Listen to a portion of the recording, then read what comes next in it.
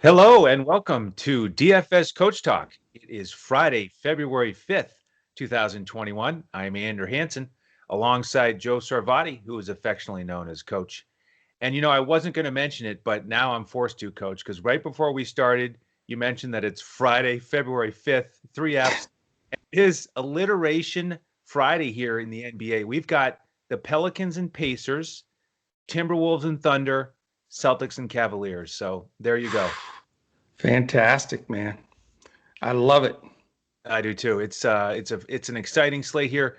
Some really exciting games, including Pelicans, Pacers, Celtics, Cavaliers, and Raptors, Nets. So those are the ones we're going to enjoy watching the most. And I am anticipating that we'll have a significant amount of ownership from those games. Yeah. Looking at the slate as a whole, we have 11 of the 18 teams involved in a back-to-back, and three of these games are going to be rematches tomorrow. Yeah. So everybody will be ready for tomorrow's podcast when you're solo breaking down these rematches. And with the totals here, we have one 230 and one 240. That Raptors Nets game, that one's going to be a key one on this slate. I love it, man. What a basketball weekend. I mean, leading up to the Super Bowl, we've got the 9 games tonight. We have 11 tomorrow. And then, believe it or not, on Sunday, Super Bowl Sunday, there's 6. And they all start before 2 p.m. my time, 3 p.m. Eastern. So, by the way, I'll do the podcast for tomorrow, regular time. But I'm going to post Sunday's podcast Saturday night because all the games are early, so they get them out of the way for the Super Bowl. So we have just a plethora, 26 NBA games to choose from in the next basically 48 to 72 hours. So how much fun is that? And then that all leads to the Super Bowl Sunday night. So man, what a fun weekend of sports. And in the background, we're going to try to squeeze in watching a little bit of golf too. All right. I don't know. This is where we got to break out the multiple televisions. I think is the only way to do it. Well, and the 26 NBA games leading to the Super Bowl also leads to our new 3-day membership that we launched yesterday. So That's right. take advantage of it. Join us for this weekend. It's a huge weekend. And so we wanted to give you that opportunity to check us out. So go to our website, dfscoachtalk.com, pick up that 3-day membership. We will send you an email, get you into our Discord. That's where we give out the lineups. NBA lineups post about 20 to 30 minutes before tip off. And we give out full cash lineups on FanDuel, every slate, and a full GPP lineup. And then the DraftKings Coaches Clipboard, which was successful again last night with core plays highlighted and pivots. Yeah. That's how we do it. And you forgot again. I would never forget Yahoo for our man Oh, Leonidas and everyone that's else. right. So, You're yep, trying to forget. Yahoo as well. We've been smoking Yahoo, man. It's been awesome. Um, I'll tell you what, for that new 3-day pass for $10, considering all the games that you'll get in basketball and football, and tonight we also release our weekend golf slate. So I think it'll come out to about 4 cents per selection. Right. You Yep. should that should turn around a good ROI, I think. Definitely. We hope so. So let's build some winning lineups here tonight for this 9-game NBA slate. Let's start with the Pelicans and Pacers. That's Okay. 7 o'clock Eastern tip, 228.5 total, and the Pacers favored by 1. So could be a nice battle here. These teams had a close one when they met earlier in the season, went to overtime, Right. 118, 116. Yeah. Uh, Tonight, it looks to me like we have everybody healthy in this game. Coach, break it down for us. Yeah, I mean, this is an interesting game, and a 228.5 is a nice total, but there's so many games and so many to choose from. I don't know how much I'll be loading up on this game, but I do love the low spread.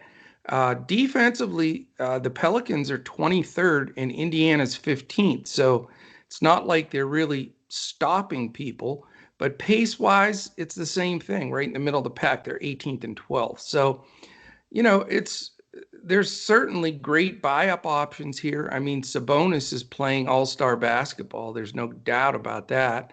And also Brogdon becomes very interesting because Lonzo's not the best defender, and but Brogdon's price is fairly high. those are the two go-to guys for me on Indiana. But if you're looking for value, I'll tell you, I've scattered in Jeremy Lamb and Justin Holiday throughout the week, and they're getting big minutes and they're producing. Indiana's playing really good ball. So I have no problem going to a few Indiana guys. I just don't want to take up all my spots, and I want to be consistent with the pricing today. But I do like some of those guys on the Indiana side, and on the Pelican side, not as crazy about Zion today. I think with that interior defense of Turner playing phenomenal and blocking shots and getting stuff done in the paint, and Sabonis, they've got enough meat and height, I think, to give him a little bit of trouble. The guy that I would lean more towards if I was to roster one Pelican would be Ingram, but again, he's fairly expensive. He'll get a rotation of defenders like Lamb and Holiday, which are decent. So probably not going to go Pelicans' way. I don't feel that you have to really dig deep on any of the super value guys like Hart or anything. But I would like to get a roster, or I'm sorry, I'd like to roster a pacer or two if possible. Okay. Yeah, I agree. I'm not ready to get a bunch of ownership here out of this game. The interesting thing is because the stars are reasonably priced, you could stack this game. If you make multiple lineups, you could get 5 guys from this lineup and hope that it goes to overtime or at least goes down to the wire. I mean, it certainly could. And no question. So significant percentage of NBA games do go to overtime. And when you stack that game, I mean, that is the best situation. I mean, look at Brogdon, 8,000, Sabonis, 86, Ingram and Zion just over 8,000. So tempting. It is tempting. And if you don't go that route, which I'm not going, I'm not going to stack this game for my primary lineup. I agree. Ingram, probably the guy I like the most. He was very good against them last time out. And will be tougher for Zion, who, by the way, looked awesome against Phoenix in the paint, just dominant. And he's a beast. Fun to watch. And by the way, they said, I think it jumped out at me, his 43rd NBA game, and it feels like he's been around for so much longer than that. I know it. He's just going to get better and better. He needs to work on that three. I mean, his outside shot's looking very shaky. People are going to start really playing off of him, but he's going to be a great one. Yeah, and the good thing for him is even if they give him space, that just gives him more room to get started on his drive. Yeah, and he'll drive left or right. So I just love watching how much him. Would somebody have to pay you to take just a full straight on charge from him at full speed? You'd feel that one for a few days, no doubt. Oh my God, I'd have to have a lung replacement probably. All right, let's move to game 2 because I'm not really interested in any value plays here. Although I will mention Willie Hernan-Gomez. He got 19 minutes last game. Jackson Hayes did not play. Yeah. So he's a value center to keep an eye on here if he's going to stick in that rotation. Okay. All right, game 2, we've got the Bulls and Magic. This is one of those games where it's the front end of a back-to-back where they're going to have a rematch tomorrow in the same spot. Yeah. And the news here, we've got Otto Porter out for the Bulls again. Aaron Gordon still out for the Magic, as is Michael Carter-Williams. They have waived Jordan Bone. They've signed Frank Mason. So there's the backup point guard to keep an eye on at minimum price on both sites. We have a 223.5 total. Bulls favored by 2.5. And the Bulls are surprising here that they're number 3 in pace. Magic still slow and not good offensively. But both teams here are in the 20s defensively. So there could be some points scored, and a couple positions that we look at. We look at guards against the Magic, and let's not forget about what Fred VanVleet just did to these guys. 77 fantasy points and 54 real points. Jeez. And now we've got LaVine in that spot. So I like Zach LaVine tonight. In terms of the other Bulls, man, Thaddeus Young paid off for us again last slate. Now he's priced up over 6,000 on both sites. A little bit tougher to get to. With the Magic, I kind of like, what I was hoping for was a better price on Fournier because we also like to attack the Bulls backcourt. And so Cole Anthony and Fournier, those are the guys I was hoping to have better prices on, but we didn't get them. I mean, Fournier at 62 and 67, not what I was looking for. So more of a GPP play there. Vukovic always in play as a cash option. So I may actually get one or two guys out of this game in most of my lineups. Yeah, I think this is a sneaky game. I like this game. I think it'll go under owned for the potential of some really good performances here. I've mentioned a few podcasts in a row to attack that, Chicago backcourt. They are not good defensively. But, in this, I think Fournier he's so points dependent, it scares me. And Anthony on a big slate like this, I'm not going to really go there. But I'm going to look at the other side, believe it or not, is I think Levine, even though he's expensive, he came up in quite a few stories the last few days that he may be traded, which is very bizarre. I was surprised to hear that the Bulls would trade him.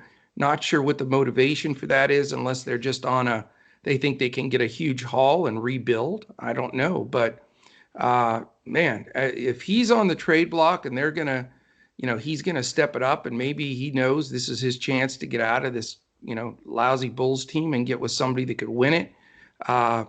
He doesn't need a lot of extra motivation. Fournier's a bottom 10 in all of shooting guards defensively in DRPM. And, they may switch a few guys on him, but I really like Levine here. I'm not afraid to pay up. I really think he's a solid play. And on the other side, we talked a bit about it before the podcast. It's hard sometimes to get to Vukovic price-wise from Orlando, but man, what a nice little price. He's come down some. He fits here. We know the Bulls have been starting Gafford, but he's just playing a little bit. Then they've been going small with Thad Young or somebody at center for a time, and he'll chew those guys up that way. So I know there's 9 games. There's tons of huge spread and huge total games coming up.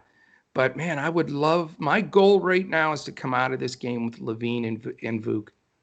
Excellent. Yeah, I like that as well. All right. Well, we do need some money for this next one because it's the highest total on the board. Raptors and Nets, 241 right now on betus.com.pa. Nice. Nets favored by 5. Both teams on the front end of a back-to-back.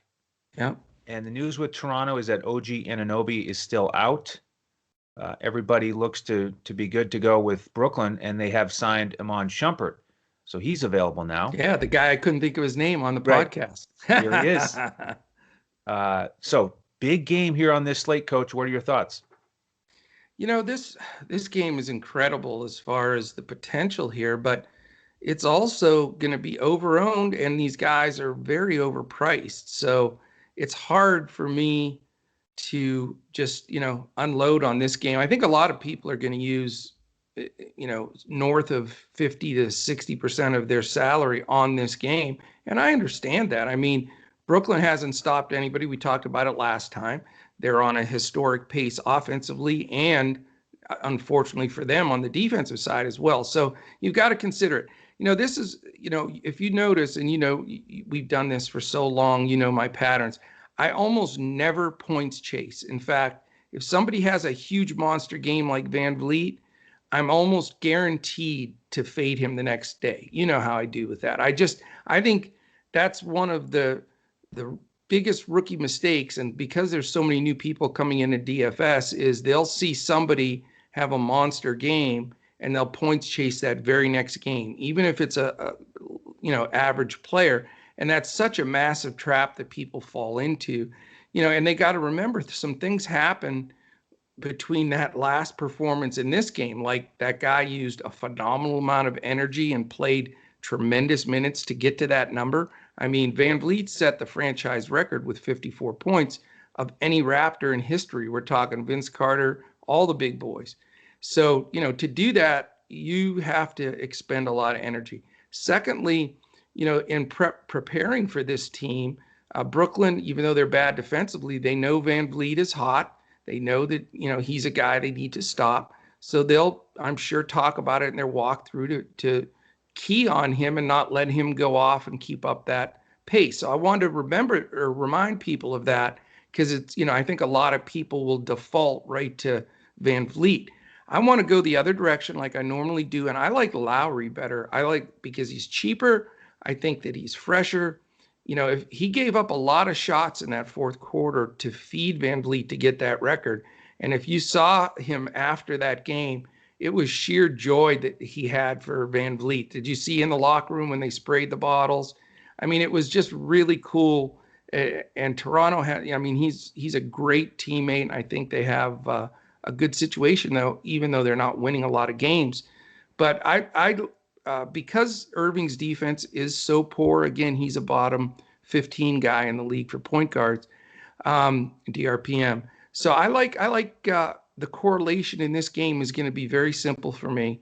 And, I know you'll see as some of these games coming up, I'm going to go for some value, but I like Lowry. I like KD. If you look back through basketballreference.com and see KD's performances at different spots where he was when they played Toronto, OG Anunoby has been an irritant for him. You know how some guys bother people, and he's a great defender anyway, and he's strong, which makes up for the height difference, but he's out. And so that leaves probably Pascal Siakam, who would rather get the ball and go score it than play D on this side. And, I think Durant's the play. He's very, very expensive. But if I go in this game, which a lot of people may think, hey, these three guys are going to split it, I'm not going to go with anybody in Brooklyn. But I think that Lowry and Van Vliet, even though they're smaller, they're strong defenders. They both are in the top 5 in the league in taking charges. Can you imagine having 2 guards out there that are in the top 5 and taking charges? They'll do that. So I think Harden and Kyrie are slowed down a little bit. And I would love to go KD and follow up on the other side with Lowry. And I will say, because of the game flow and the extra possessions, in Brooklyn games, there's like 8 or 9 extra possessions, and there can be 5 or 6 point DFS points attached to each possession.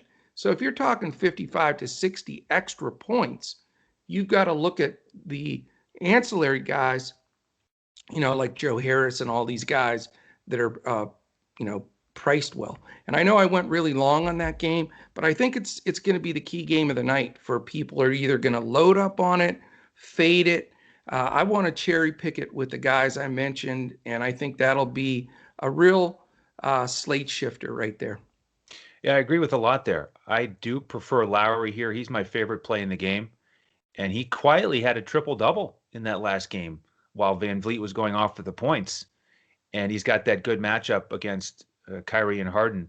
But I also want to give my 2 cents on the points chasing topic, because for me, I don't really use that term or think of it. And I try to look at each game, each matchup in its own context. And if that means playing a guy after he's had a good game or a good stretch, I'll do it. If I think something has changed, then I'll avoid it. But I don't like to either play or not play a player just because he had a good game or a bad game, because I think players can get in streaks, good and bad, especially with these perimeter shooters. And so when I look at what happened in the last game for any player, one of the big issues is, how did he play? But it's also how many minutes did he get? How many shots did he get? Who else was out there? What's the rotation? And I'm looking more at opportunity. And then if it's a certain matchup, like you mentioned, Durant against OG, that's one of the reasons I look at past matchups, because to me, it's not points chasing or avoiding points chasing if there's a certain matchup where a guy's either good or bad, because for me, I want to see, has anything changed? If OG always shuts Durant down, then I'm going to avoid Durant if OG is out there. Most likely, unless something has changed. So that's why I look at box scores and past matchups so much. I agree with you, but I guess my point is this. I'm Steve Nash this morning, and we're going through walkthrough. You don't think there's a mention of, hey, Van Vliet's on fire, let's not leave him open for 3. He hit 7 wide open threes last game. cheat out on them. If you have to play off of one of the other guys, do it. That's all. I mean, I'm just looking at it from the realistic coach standpoint of how are we preparing to play this team tonight. But I get what you're saying absolutely. too. And it's a mesh of both of them. And I'll tell you, it's what we offer here and what we do, and talking this through like this, that is a whole different build than chucking all these stats into an optimizer and then just taking it, because we're walking through the scenarios and what's going on and how it's going to affect flow and usage, and that's how you come up with the best DFS picks. There's no question about it. And I don't say that to be cocky. We see it every day, every game, every slate, and it's exciting. So I love the point counterpoint here. But the only problem is if we take this long on every game, it's going to be tip-off time. Yeah, we won't.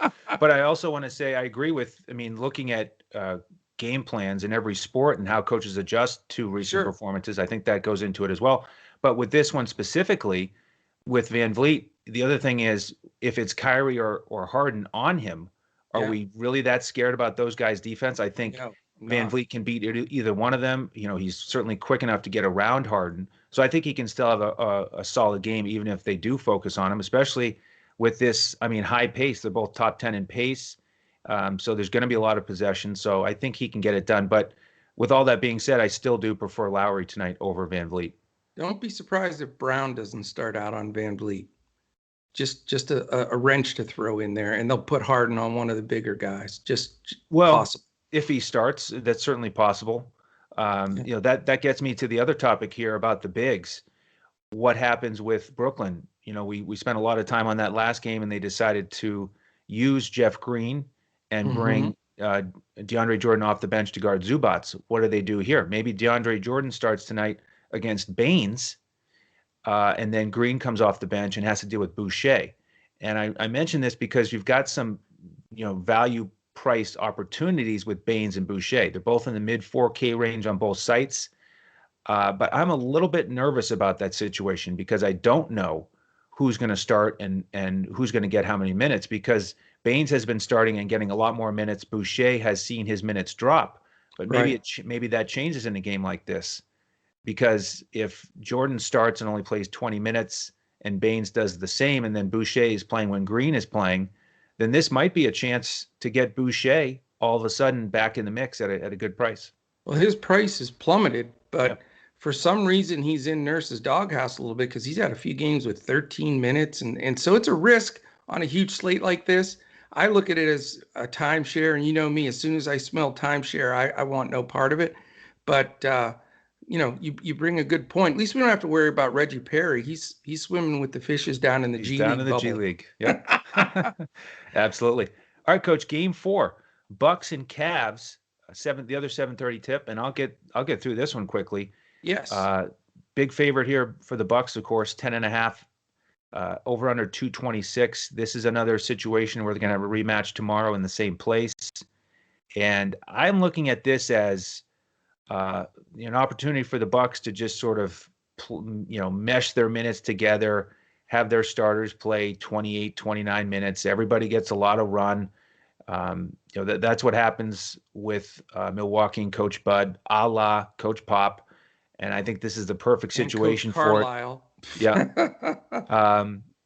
So I'm not really looking to play anybody from Milwaukee. I was thinking about Portis getting more minutes in a blowout, but his price is up now, so I'm not really looking there. And then on the Cleveland side, we've got Sexton questionable, and if he's out, then they might just get smashed. Yeah, because Nance is out as well. So if Sexton is out, then maybe a look at one of the wings for the Cavs, Garland or Osman. If he gets the start, he's been priced down now because he hasn't been getting as many minutes. But this is most likely a pass game for me. Yeah, this is not a palatable game for me at all. I think Milwaukee has the biggest spread here, double digits. They certainly could blow them out because Cleveland's so shorthanded, and they're just, have no clue what they're doing with the Drummond Allen thing. They're just a mess.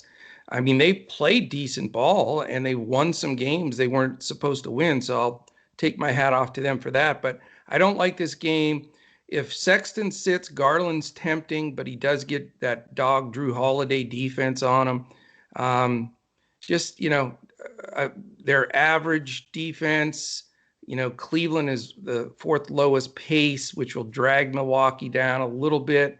And it's hard to pull Cleveland up in the pace category. They just play slow, which is, I do the same thing, try to shorten the game, have a better chance to win it as a much less talented team. But I'm with you. This game doesn't fit into the plans with everything. I don't even like the value plays here because they're not assured minutes. So I'm out on this one. Excellent. Let's go to the 8 o'clock games, starting with Utah at Charlotte. Utah on a back-to-back. They beat Atlanta last night pretty easily. They're favored by 8 in this 223 total. And with news, we have PJ Washington out and Terry Rozier probable for Charlotte. Take this one for us. I'll tell you, man, Utah, I've just been like, why are they winning every stinking game? They're like 17-5, or I believe. And they are. And they're not, are they? They're Exactly. not just skipping by teams. They're drilling them. I mean, they're often up 20, 25. It's just crazy. I mean, he's got them playing terrific team basketball because, you look man for man and a lot of the teams there they play. And if you had to just pick one of those rosters as a better team, they're not the team I'd pick in a lot of those scenarios. And then they still beat the tar out of teams. So, this is interesting. I mean, their defense is so solid. They're third now in the league, so that's going to be hard on Charlotte. We don't know. Rozier's questionable, correct? I see him as probable. All right, so he'll probably play, which is a bummer because now you've got 4 guys they're going to try to play because Monk's been hot. So you've got their 3 regulars. It's just so crowded in that, backcourt. But they're short on the other side with PJ going down. So, Cody Zeller having to go against, Gobert is no cup of tea, even though he's been making value every game he's played. 25th and 19th in pace doesn't excite me. Utah could blow them out. I don't know that for sure because Charlotte has played well, but I just can't, truthfully pick a guy out of this game that I'd say, yes, play him. The only guy that I will say is trending really, really well, and he happens to be one of my favorite shooters in the league that no one ever talks about, but he didn't start well the first 10 games or so, is Bojan Bogdanovic, because he was coming off a very serious injury. So there were games they were bringing him along slow, but now take a look. You'll be stunned if you look at his last 4 games in DFS. He has been scoring like a maniac, and he's even getting some ancillary stats. So his price remains comfortable, so I think he would be the best play in the game, but I very well could also step away from this game with nobody. Yeah, I'm likely going to fade Utah here on the back-to-back and look at a potential value play for Charlotte. I'd like to see if Miles Bridges is going to start again with PJ Washington out. If he does, he's only 4,800 on FanDuel as a small forward. I like that. And then Hayward is still playable for me in the mid 7K range, but not quite as excited about him in this tough matchup. And yeah, Coach Snyder, man, wow, you got to tip your cap to him because they've got that 3rd-ranked defense and 4th-ranked offense in terms of efficiency. That's the type of combo you see from teams that get to the conference finals and make the playoffs every year. You got to have that top 10 offense and defense, and they are rolling along nicely. Yeah. They're covering the spreads, even though they're fairly big, like 8.5 tonight. They seem to just smash those spreads all the time. Very impressive stuff. Yep. Next game, we have the Wizards and Heat. This is a rematch from Wednesday. Yeah. Lower scoring game. The Wizards pulled that one out, 103-100. Russell Westbrook did not play in that one. He should be back tonight. Raul Neto is still out. Because it's Westbrook and Beal against the Heat in this slower pace game, the Heat 22nd in pace, and their defensive rank is lower than we would expect at 19th, but Butler's back in the mix. So right. I'm not planning to use Westbrook or Beal. Here's another value center I want to mention, Alex Len, who hasn't been consistently in the rotation. Coach Brooks seems to be playing the matchup game off the bench. Mo Yeah. Wagner has gotten some run, but Len played 27 minutes against the Heat, I think, to guard Precious off the bench, and you got a couple minutes against Bam. So I like Len on DraftKings only at 3,300 as a GPP play if you want to pay down there and hope that he gets 24 minutes again. On the Miami side, we've got the same crew out: Harkless, Silva. Now Avery Bradley's out for an extended period of time. Vincent and Dragic probable. So not planning to go with anyone here out of those guards, with enough of them playing: Dragic, Hero, Nunn, Vincent. If, they're all in the mix, I'm not going to go there. Butler is playable for me, mid 8K range on both sites. But I'm not going to have much exposure to this one. Yeah, I'll tell you what, I really like the Heat tonight. I watched the end of that game. Heat are sort of my second favorite team, if you will. I went to a bunch of games when I lived in Miami for a couple of years there, and I'm a huge, huge fan of Spoelstra and Coach Riley's. Other than Coach Wooden sitting over my shoulder here, Coach Riley's probably second on my coaching tree for just amazement. Read his books, man. If you read his Showtime books and stuff, and you love basketball or not even coaching, it's just basketball. It's amazing. Anyway, I think they come out mad this game. They were really pissed they lost that last game, and they did give it away at the end. They were pretty dejected. I think they're going to play like a desperate team that they know if they don't start getting wins with a 10-game shortened season of 72, they're not going to be able to catch up and make the playoffs. So, it's Washington. They get a second shot at them right after losing to them. I just see them coming out and being hungry. So, I know again, I don't want to, say play all these guys and they're all the high salary guys, and I'm going to have to make some decisions and pivots. But Butler and Bam are both in play for me. I mean, I think they're both great plays because I think they're the two go-to guys. I think what you're going to see more of the secondary guys now that Butler's back, he's got a few games under his belt. Bam's got his running mate back there. You're going to see all this craziness of them playing, Duncan Robinson and even Hero and Nunn and this Max Strus dude and Iguodala. And I mean, I could just go on and on and on. And I just don't think those guys are going to, with the big rotation, are going to be able to get it done. From a DFS standpoint, even at value rates. And there's a lot of risk with those guys. So I like the two studs. I think Bam and Butler, probably not both, but one or the other, I think they'll both really step up. And I think they attack this game really hungry, because they got beat by Denny Advia and, Alex Len and all these guys. And they're not going to sit. That's not going to sit well with them. As far as Washington goes, Beal's so expensive and somewhat point dependent when Westbrook's on the floor because his assist ratio goes down. So it's hard to pay up for him in a spot where Miami can throw some decent defenders and fresh defenders at him and make that rotation. So not going to play anybody on the Washington side, but I do want to play a key guy or even two with Washington or with Miami if I can make it work. Okay. We have one more 8 o'clock tip tonight, Coach. It's the Timberwolves and Thunder. This is a pick'em on BetUS. Yes. Haven't had one of those in a while. We haven't. And I think what they're saying here is just, we don't know. With these two teams, they're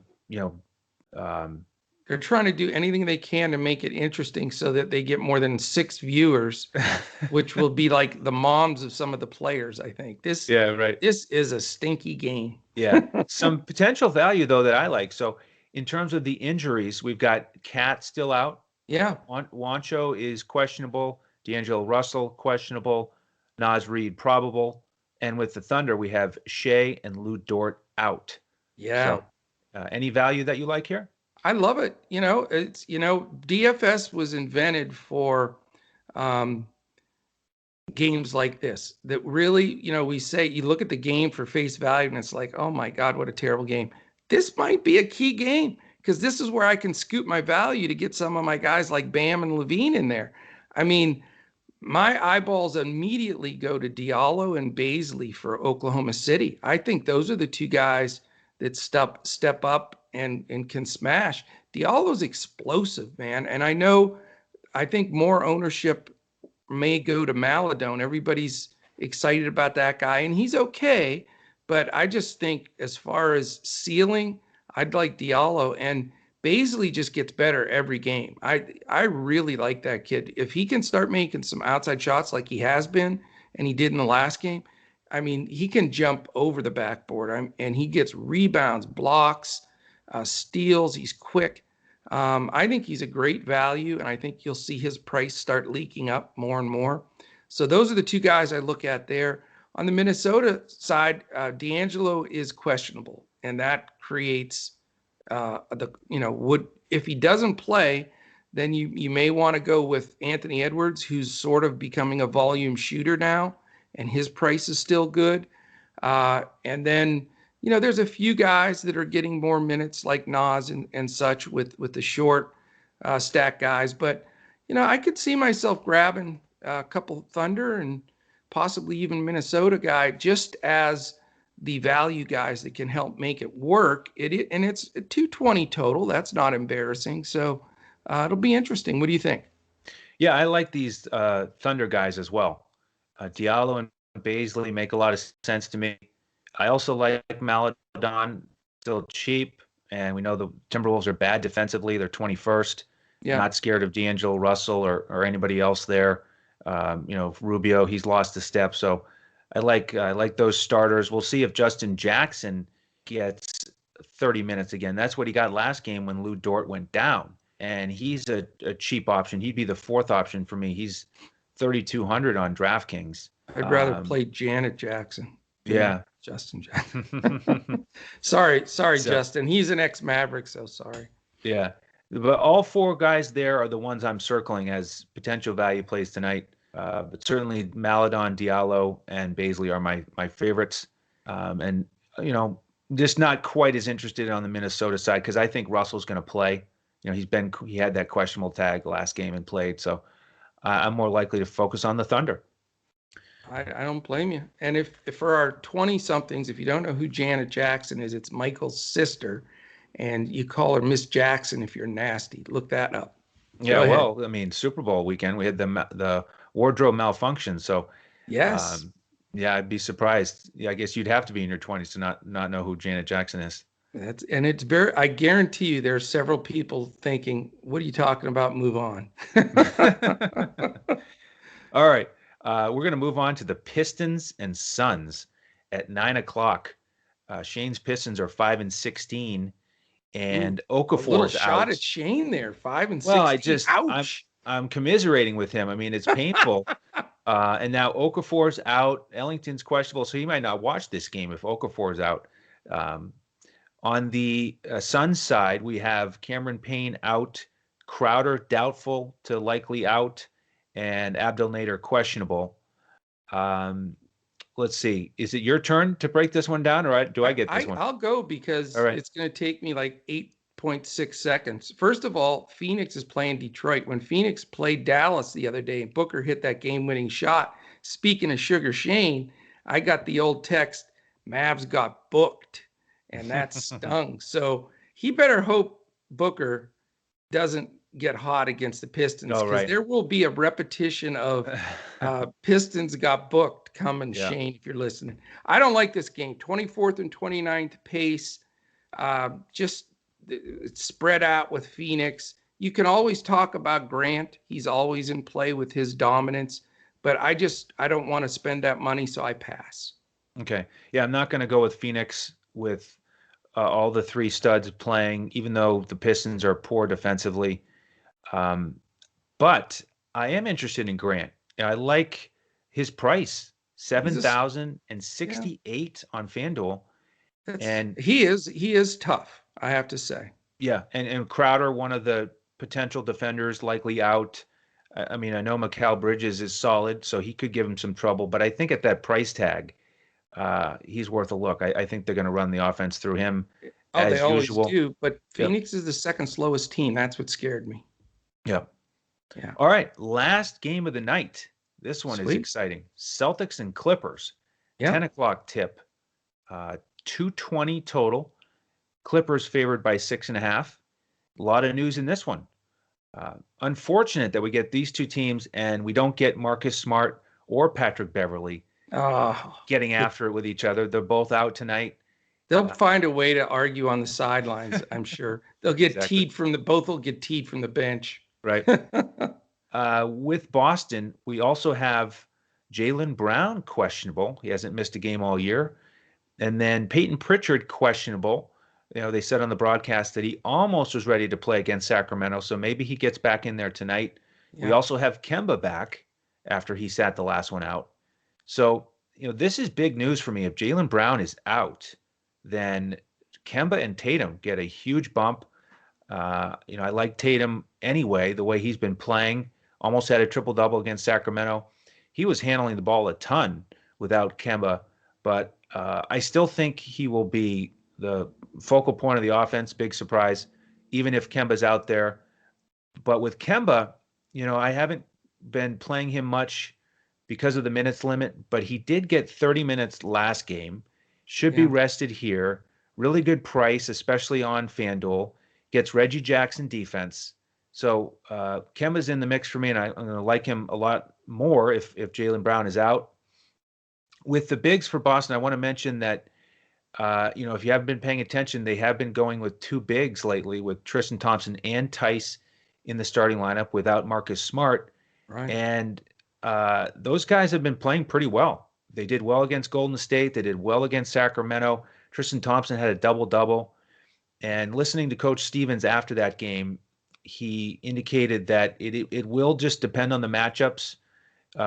Who's in there down the stretch, because he was asked, if Tristan Thompson was playing so well, why didn't he play at the end? Why was Tice out there? And it was just matchups, and he said Tice was looking good. So that's the thing is with Robert Williams in that mix, that little trio, they're all at pretty good prices, but you can't lock any of them in for 30 minutes. So it's a little bit tough to evaluate. But I do think those guys are worth looking at.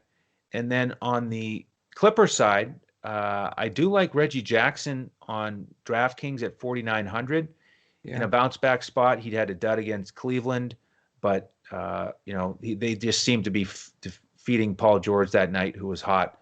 So I like Reggie Jackson to bounce back, and I'm going to have probably at least two guys from this game in most of my lineups. Interesting. Yeah, this is an intriguing game. Unfortunately, at this podcast time, we don't know the status on Brown, and that changes everything for me. I mean, if Brown doesn't play, then I find a way to get Tatum in there. That's just my feeling, even with Kemba back. I mean, he just becomes so much of the focal point of everything they do, with that usage being taken away from Brown if he sits.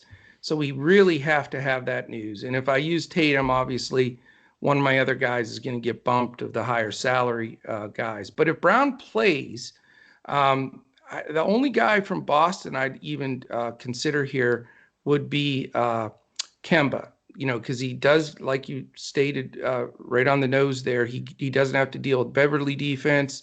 He's been playing much better of late, and he's fresh, so I like Kemba here. I think he's really a decent play, and his price is still pretty low, so you can squeeze him in there. On the Clippers side, I agree. I'm shocked that we have the same agreements here, because, I got punched in the gut from old Mr. Jackson there, another Jackson, the Tito Jackson. Look that up, Jackson 5. Anyway, he had a real dud against Cleveland, like you said. And a lot of that, though, is Cleveland, even though their backcourt stinks, they just slow the ball down and grind and work. And that's why Cleveland stays in and wins some games. So I think this will be different. The Clippers aren't afraid to push the ball a little bit. They're, middle of the Clippers are actually low. They're 28. So I take, so that's going to hurt on that side. But Boston is 17th. That's what I was trying to say. So they're more middle of the pack.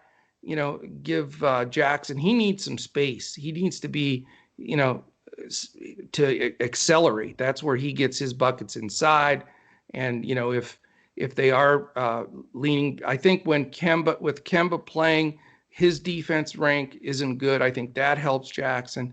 So, that's the guy I'd look at there as my most risky play. I think he's a great GPP play, but he may sneak in my cash game as a value guy.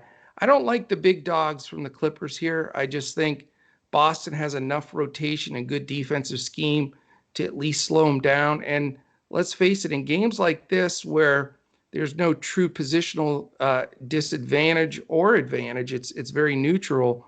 I think that the two guys, Kawhi and George, share, and getting both of those guys to 44 fantasy points doesn't, blow your doors in. You need either one of them at their pricing to get over 50. So, yeah, I think that, this is going to be a game we really, really need to have that news. I mean, that's going to shift everything.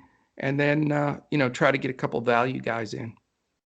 Yeah, and even if Brown is out, don't feel like all of a sudden, oh, let's get one of these Clippers studs, because whoever starts for Boston, their only focus is going to be playing defense against those guys, whether it's Semi Ojeleye, Javonte Green, you name it. So, and those guys are solid defensively. Grant Williams, all of them.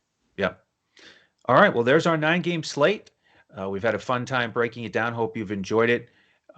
Jump in with us this weekend. Grab that 3-day membership. We'd love to have you with all the action. So again, go to dfscoachtalk.com, our website, sign up for that 3-day pass, and we'll send you an email to get you into our Discord.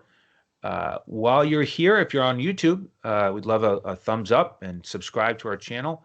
We appreciate that. And we're going to keep these podcasts coming 7 days a week in front of the paywall. Coach, can I give a few shout outs real quick? First of all, if you haven't had a chance to see our tweet, just check us out at DFS Coach Talk. We had A.A. Featherstone, a new member from about a week and a half ago, posted some stuff. And man, it's just awesome. We got to talk, Austin and I, and he just, great young man, and just really embracing the Coach Talk process where we're putting a lot into cash games. We're building bankrolls, and he's just murdering it. So if you haven't had a chance to check that out, take a look at our Twitter feed, because there's really good information, and it's what we're all about here. It's, we're looking not just to provide players for you to play. We're want you to build an entire process of how you're doing it, and that kind of thing. So check us out again with this new 3-day pass for $10. It gives you a chance, and I'm happy to do some one-on-one discussions with you to help you see which way you want to attack it, and if you agree with how we're doing things, and then it gives you a chance to take a good look. But I'm going to give a couple of real quick shout outs, and then we'll go. These guys have been so active in Discord lately, and I really, really appreciate them a lot, and there's some new ones in there as well. Leonidas, like you said, my Yahoo buddy. Desmo21, who's one of our newer folks in there. We also have, there's my picture of Tom Brady with a walker, making fun of Tom Brady. Sorry about that, but I love Tom Brady. He's awesome. X-Pro Digi07. Prodigy? Is that what it says? Okay. All the Wave Off. Interesting. We love him. He's been real active recently. Bear with me for a few more seconds here. I just want to get a few of them in there. Broncos fan 001. Of course, let's see. We'll do 3 more. There's just so many things in Discord anymore. You got to scan forever to get to people. Okay, C_Chach Deluxe. We love Deluxe. And the last one, how about we say hey to Mr. Lanny? Hey, Lanny. Of course. Our first. Let's get that bread. First year-long membership, posting the bread gifts all the time, GIFs, whatever you want to call them. So that's it, man. Appreciate you letting me get those shout outs. Check us out. Join in. I'll be solo action this weekend. So that I don't feel so alone, shoot me some YouTube questions or Twitter at Joe Sarvati, whatever. Shoot them my way. I'll answer them on the pods as well. So that's it, my man. Great show today. Yeah, and by the way, check out the Super Bowl podcast if you haven't seen it yet. We posted that last night. Shane and I breaking it down. We gave some strategy tips as well for showdown contests on DraftKings and FanDuel. So, It's a uh, phenomenal podcast, and I'll tell you, we teasing Shane earlier, but man, he was spot on. He was hitting this. he If you brought his want A some game inside info on the Super Bowl, check out Shane and Andrew's podcast. It is sweet. and a couple contrarian takes from Shane, on brand for Shane. That's what we expect. All You right. didn't mention Matthew Stafford during that time, did you? No, we're not talking about that. I think the Rams won that deal. All right. Thank you all for tuning in on behalf of the coach and the rest of the DFS Coach Talk team. I am Andrew Hansen. We'll see you tomorrow as we look to crush it in DFS.